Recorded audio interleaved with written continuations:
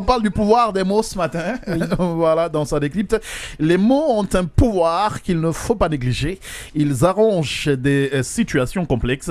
D'ailleurs, tout tourne autour donc des mots. C'est d'où que retenir du pouvoir des mots ce matin. Ah oui, dans son ouvrage Le pouvoir des mots, Sylvie Provencher nous fait découvrir de manière spectaculaire le pouvoir créateur des mots que nous utilisons chaque jour. Alors Kamal, dès notre arrivée sur Terre, notre entourage a commencé à nous parler parfois en mots, parfois en phrases, mais toujours dans le but de nous éveiller à la vie. Une répétition qui a éventuellement suscité le désir de répéter ces mots à notre tour. Nous avons ainsi appris à nous exprimer, à communiquer avec les êtres qui nous entourent et avec lesquels nous entrons en contact tous les jours dans notre quotidien, peu importe le règne dans lequel ils évoluent. Nous avons oublié trop souvent que la parole et les mots expriment aussi notre pouvoir créateur, l'essentiel de notre être. Chacune de nos phrases est une réelle demande à l'univers et chacun de nos mots est une expression de ce grand pouvoir créateur qui nous habite. Eh bien, Seydou, il est très très important de faire attention à l'usage de nos mots. Ah oui, très important Aïcha.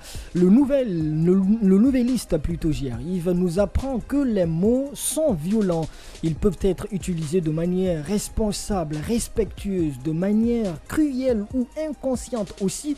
Tous les mots ont un impact. Les phrases sont d'ailleurs les plus dangereuses, Kamal. Chez nous, sur les réseaux sociaux, en tout cas les réseaux sociaux ont amplifié ce pouvoir qu'ont les mots. Cachés ou se cacher derrière leurs écrans, les gens se pensent en sécurité, ils déversent leur haine accumulée sur des personnes inconscientes, ils disent que si cette situation se passe, c'est à cause de celui-ci ou de cette autre personne, et puis derrière c'est des insultes qui tombent. Toutes les personnes qui sont aujourd'hui sur les réseaux sociaux ne font pas attention sur les mots, et quand on leur parle, ils disent tout simplement d'aller supprimer les commentaires. L'impact est présent, l'impact des mots ne s'adapte pas aux personnes pour les faire moins mal. L'impact peut amener à une catastrophe. Elle peut aussi mener le plus souvent à une situation en tout cas piteuse. Eh bien, Seydou, on ne se rend pas du tout compte quand on lance un mot, il peut aller à des kilomètres, il peut gravement toucher les personnes visées. Oui, gravement touché, Aïcha.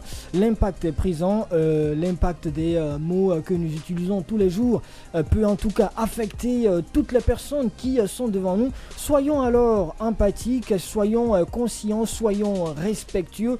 Vous ne méritez pas de souffrir, nul ne mérite d'ailleurs de souffrir face aux mots utilisés par son prochain. Ils ne méritent pas à leur tour d'endosser toute cette irresponsabilité que d'autres personnes essayent de proférer sur les réseaux sociaux. Nous sommes tous conscients du poids que les mots peuvent en tout cas se reposer sur nos épaules. Il faut être respectueux et responsable face à l'usage des mots que nous utilisons tous les jours.